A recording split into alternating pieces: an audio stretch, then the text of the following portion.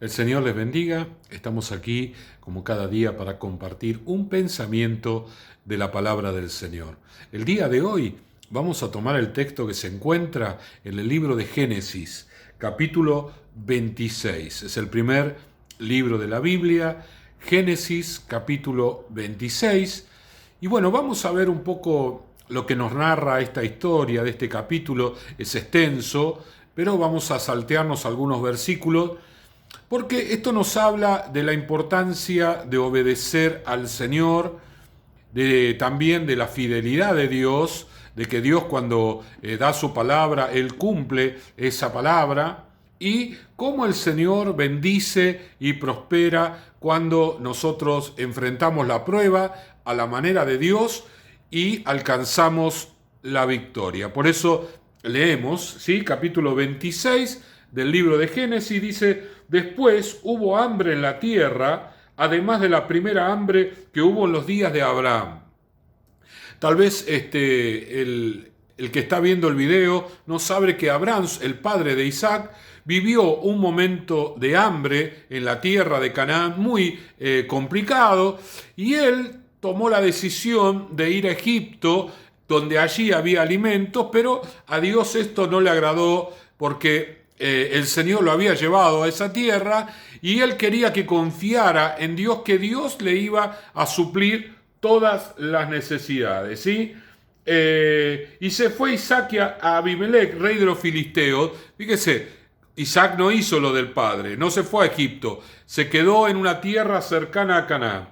En Gerar, y se le apareció Jehová y le dijo: no desciendas a Egipto, habita en la tierra que yo te diré. Habita como forastero en esta tierra, y estaré contigo, y te bendeciré, porque a ti y a tu descendencia daré todas estas tierras. Y confirmaré el juramento que hice a Abraham, tu padre. Multiplicaré tu descendencia como las estrellas del cielo, y daré a tu descendencia todas estas tierras, y todas las naciones de la tierra serán benditas en tu simiente. Por cuanto oyó Abraham mi voz y guardó mi precepto, mis mandamientos, mis estatutos y mis leyes. Versículo 6, bien cortito, bien chiquito, habitó pues Isaac en Gerar. Bueno, acá vemos que Isaac finalmente obedece a la palabra del Señor. El hambre era una situación muy complicada. Bueno, seguramente este hambre fue provocado por una sequía prolongada. Entonces no había cosecha y entonces no había alimentos para el ganado se moría, en fin, toda una situación, una cosa llevaba a la otra. Entonces las personas tomaban la decisión, sobre todo aquellos que vivían nómades, que no tenían un lugar fijo, de ir a donde estaba el alimento, que era probablemente lo que Isaac hubiese pensado que tenía que hacer. Sin embargo, la voluntad del Señor no es siempre, no va de la mano de nuestra lógica. Él quiere que nosotros enfrentemos la situación, que no huyamos de las pruebas, de las dificultades, de los momentos difíciles, que salgamos corriendo buscando una salida, sino que las enfrentemos confiando en que el Señor va a estar con nosotros. Por otro lado, Isaac era una persona que era el descendiente de Abraham. Abraham era aquel había recibido las promesas del Señor, que el Mesías vendría siendo un hijo suyo por la línea genealógica de él. Isaac fue un milagro del Señor, porque Sara tenía 90 años y él tenía 100 años cuando Isaac nació. Un milagro tremendo, porque además Sara, la mamá de Isaac, fue estéril toda su vida. Y a los 90 años pudo concebir un milagro de Dios para confirmar de que Dios estaba con Isaac. Dios respaldó la palabra de Abraham, y una vez que Abraham se fue, que había partido, que había fallecido, ese mismo Dios se manifiesta a Isaac, no antes, sino una vez que Abraham partió con el Señor, para decirle: mira, yo estoy con vos. Yo estuve con Abraham, vos sos el hijo de Abraham. Abraham guardó mi palabra, él confió en mí, fue una persona que mantuvo el pacto, yo también. Por eso ahora me manifiesto a vos en este momento para decirte, no te vayas a Egipto, no cometas ese error, no busques salidas humanas, transitorias, que este mundo ofrece, sino confía en mí. Quédate acá en esta tierra, aunque haya hambre, yo te voy a sostener, porque esta tierra es la tierra que yo le voy a dar a tus descendientes. Qué tremendo esto, ¿verdad? La fidelidad de Dios, Dios guardando su palabra. Y a pesar de que Abraham ya no estaba más, a pesar de que Abraham había fallecido, él mantenía la palabra y así lo hizo con cada uno de sus descendientes. ¿Sí? Así que realmente, mi hermano querido, el Señor es un Dios fiel. En medio de las pruebas, Dios es un Dios fiel. Tenemos que estar tranquilos. Bueno, a veces en el medio de las pruebas muy tranquilos no estamos, pero confiemos plenamente en nuestro corazón de que el Señor nos va a sacar. Me gustan las palabras de Job en medio de la prueba más dura que le tocó vivir. Dijo, yo sé que mi Redentor vive. Y esto podemos decir en medio de las pruebas. Nuestro Redentor, aquel que nos va a sacar de la situación que estamos complicada, ese vive y es fiel.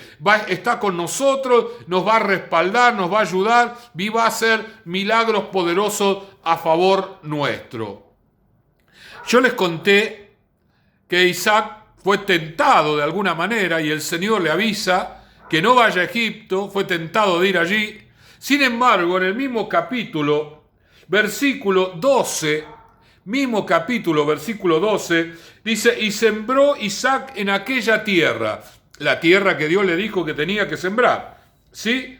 Y se engrandeció hasta hacerse muy poderoso. Dice, él sembró en aquella tierra y cosechó aquel año 100 por 1, y le bendijo Jehová. El varón se enriqueció y fue prosperado y se engrandeció hasta hacerse muy poderoso. Y tuvo hato de ovejas y hato de vacas y mucha labranza, y los filisteos le tuvieron envidia. ¡Qué tremendo!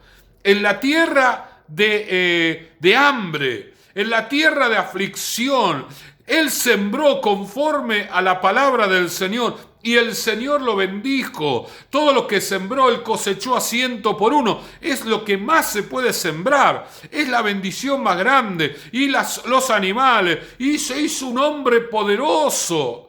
¿Por qué, mi hermano? Porque en medio de la prueba, él guardó la palabra. Vemos la bendición de Dios.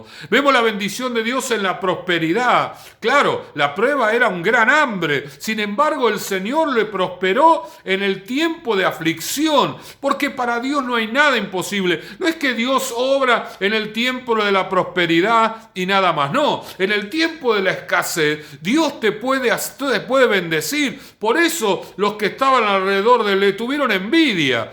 Porque todos estaban con necesidad, con escasez, y Isaac prosperaba. ¿Y por qué prosperaba? Porque había guardado la palabra del Señor. Más adelante, este es un capítulo bárbaro, versículo 24 dice, y se le apareció Jehová aquella noche, y le dijo, yo soy el Dios de Abraham tu padre, no temas, porque yo estoy contigo, te bendeciré y multiplicaré tu descendencia, por amor de Abraham, mi siervo. Qué linda palabra, pero hablaba del Padre. Isaac quería una relación personal con el Señor. Así que, ¿qué hizo Isaac? Dice, y edificó allí un altar e invocó el nombre de Jehová y plantó allí su tienda y abrieron los siervos de Isaac un pozo. Dios le hablaba de Abraham. O sea, yo estoy con Abraham, Abraham tu padre, él guardó. Isaac en algún momento dijo, ¿y yo? Ya mi papá murió, acá estoy yo, ¿sí? Y entonces como que a Isaac le cayó la ficha. Yo no edifiqué altares como mi papá edificó. Yo no busqué a Dios como mi papá buscó. Yo tengo que empezar a tener una vida, una relación personal con el Señor. No puedo vivir de la bendición de mi papá porque en algún momento esa bendición se me puede terminar. Yo tengo que establecer una relación personal para que el Señor me siga bendiciendo a mí y a los hijos, a mis hijos y a mis nietos y así todas las generaciones, y no quede solamente en Abraham. Más adelante, cuando Dios le habla a Moisés, Dios no le dice a Moisés, yo soy el Dios de Abraham.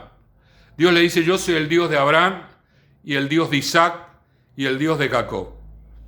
Para nosotros tener una relación personal con el Señor, tenemos que ser una persona de altar, de búsqueda.